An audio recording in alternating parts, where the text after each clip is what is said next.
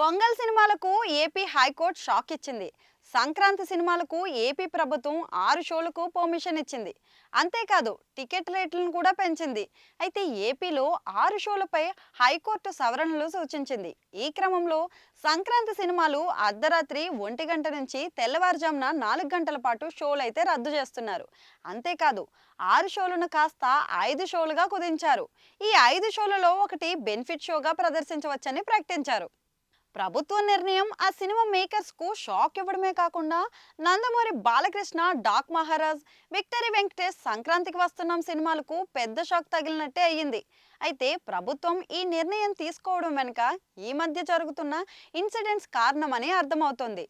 అర్ధరాత్రి అపరాత్రిళ్ళు సినిమా రిలీజులు అవడం వల్ల ఈ మధ్యనే కొన్ని అనుకోని సంఘటనలు అయితే జరిగాయి. ఇలాంటి వాటికి పర్మిషన్ ఇచ్చి ఏదో ఒక నష్టం జరిగిన తర్వాత ఆలోచించే కన్నా ముందే జాగ్రత్తలు తీసుకుంటే బెటర్ అని ఏపీ ప్రభుత్వం అలా నిర్ణయించింది.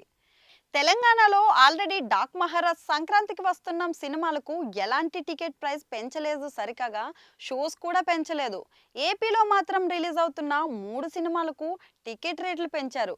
అయితే సినిమాకు వారం 10 రోజుల పాటు 6 షోలకు పర్మిషన్ ఇవ్వగా ఇప్పుడు మాత్రం 5 షోలకే కుదించారు.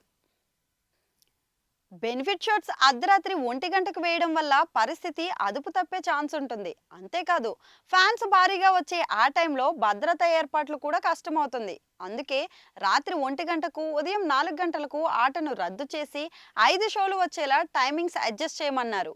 ఏపీ ప్రభుత్వం తీసుకున్న ఈ నిర్ణయం వల్ల డాక్ మహారాజ్, సంక్రాంతికి వస్తున్నాం సినిమాల మీద ఎఫెక్ట్ అయితే పడనుంది. మరి దీనిపై ఫ్యాన్స్ రియాక్షన్ ఎలా ఉంటుందో చూడాల్సిందే. సంక్రాంతి కానుకగా నేడు ఆల్రెడీ గేమ్ చేంజర్ రిలీజ్ అయిపోయింది. జనవరి 12న డాక్ మహారాజ్, జనవరి 14న సంక్రాంతికి వస్తున్నాం సినిమాలు అయితే సందడి చేయనున్నాయి.